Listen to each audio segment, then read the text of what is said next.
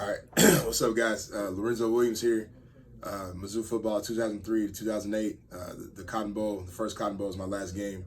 I was the captain of the 2007-2008 team, along with Martin Rucker, Cornelius Brown, Cornelius Pig Brown, and Jason Ray.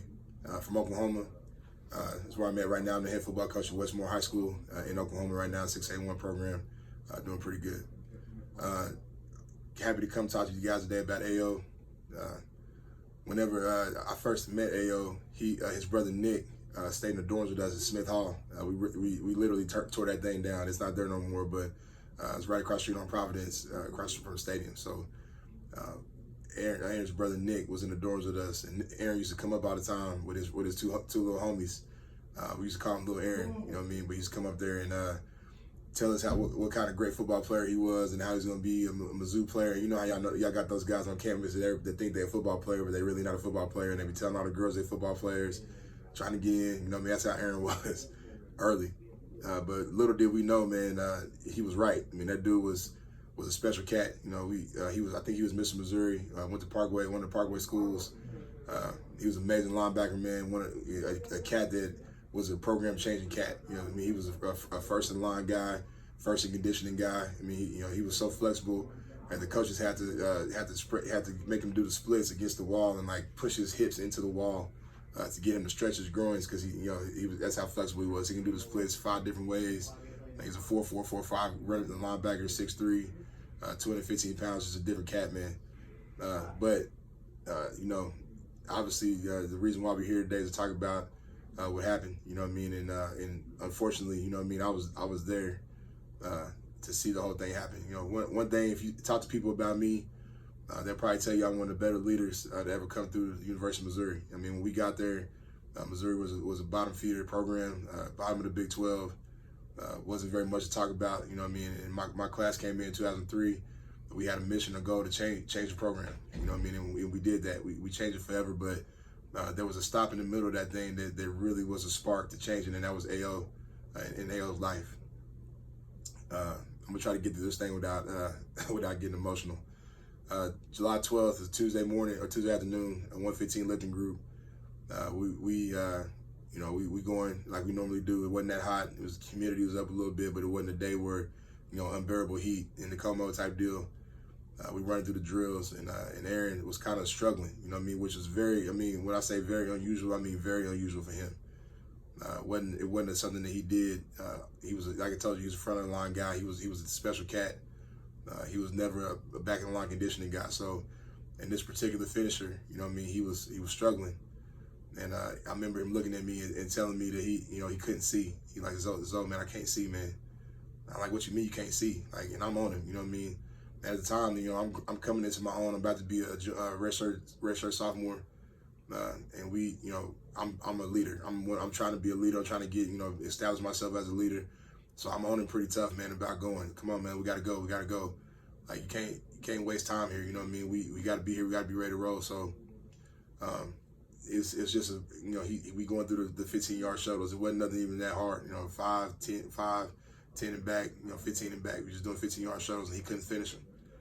And I remember him, getting on his butt and like, hey, man, what is wrong with you, man? Like, come on, bro. Like, Coach Ivy's on him. Like, we are not gonna stop till everybody get through this. And I'm on him. Like, we gotta go. Like, what's wrong with you? He said, man, I didn't eat this morning. I'm like, what the? I said, man, what do you mean you didn't eat, man? And then that kind of sparked a whole little different attitude toward him, because he didn't take care of his body. We trained, man. That's one of them things you trained to think a certain way, to act a certain way, to be a certain way. When you're Missouri Tiger, that's how you do it.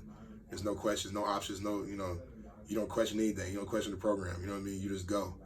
And so for him to say he didn't eat, that was kind of like a sin against men. You know what I mean? When you don't eat, obviously you're not going to be prepared to compete at a high level. So coaches was on him. You know what I mean? We got through one last rep. He fell across the line. We brought it up the stretch. Me and Eck, Brad Ekuru, sorry. Standing next to AO, we feet together, hang down, we stretch, spread it out down to the right, and he just fell over.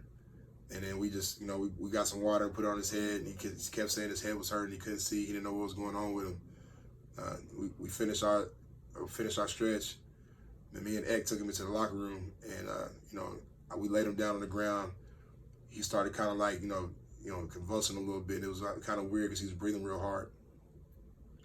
So Egg picked his head up, you know what I mean, and we talking to him, and he just, he's breathing real hard, and he just took, and that was it, and at the time, obviously, we called Rex, and we got, Casey was there. I don't know if Casey's still there now.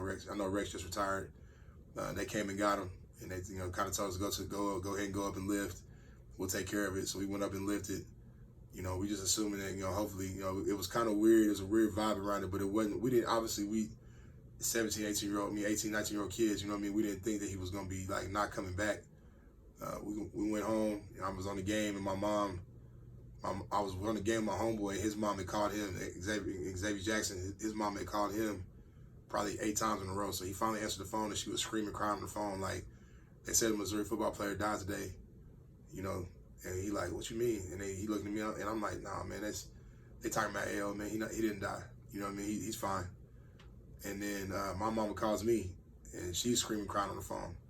And she was saying this, they said a Missouri football player died today. Like, oh my God, thank you. So, what happened? I'm like, Mom, I don't think they got the wrong idea. Like, nobody died today. He just passed out. Right when I said that, I got a text message on my phone while I was talking on the phone from Coach. Said we got an emergency meeting. Everybody be in the field house. Everybody be in the field house in 10 minutes. And then I just knew at that time what was happening.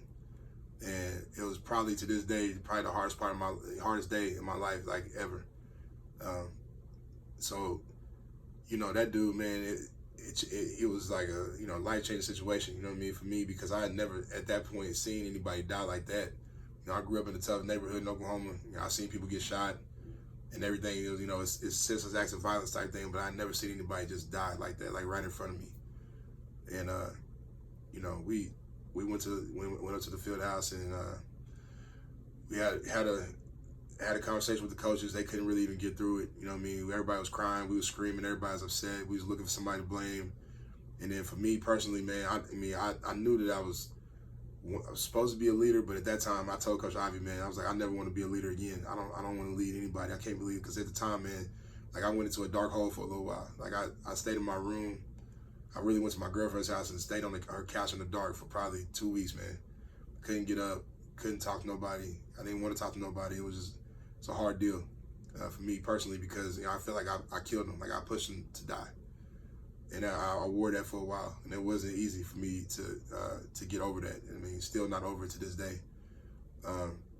So whenever we talk about AO, man, because this is a time where there was a transition happening. We was in a situation where Coach Pingle had, he's on the hot seat. If he don't win, he out type thing. You know what I mean? We've been there for a couple of years now, and the program's kind of staying stagnant, not really going nowhere. And Coach Pingle brought me and Brad Ekereku and Will Franklin into his office because his parents asked him to speak at his funeral. And Coach Pingle said, man, like, he broke down. He just said, I don't know anything about this kid. I don't know. I know his 40 time. I know his bench press. I know how much he squat. I know his body fat measurements, but I don't know this kid at all. And I can't believe I'm saying that, because I sit down on his couch and told his mom that I was going to take care of him, and I don't know him.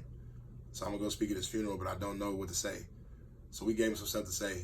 He came back and told us, things are going to change around here. It's going to be different. Before that, we didn't really talk to Coach Pingle. He wasn't really somebody that was approachable.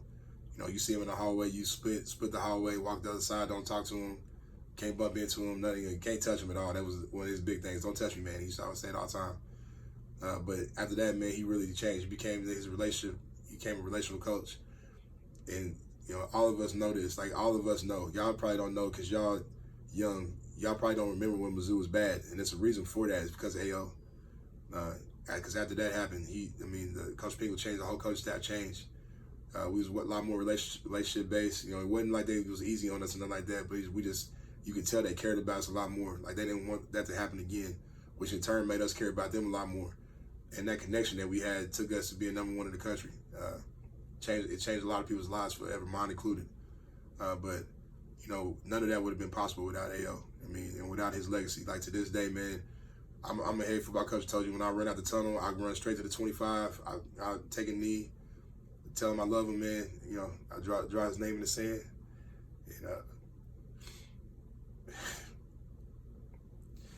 And that's what we do. You know what I mean? Every game. So if you weren't at 25, man, it means something to a lot of people.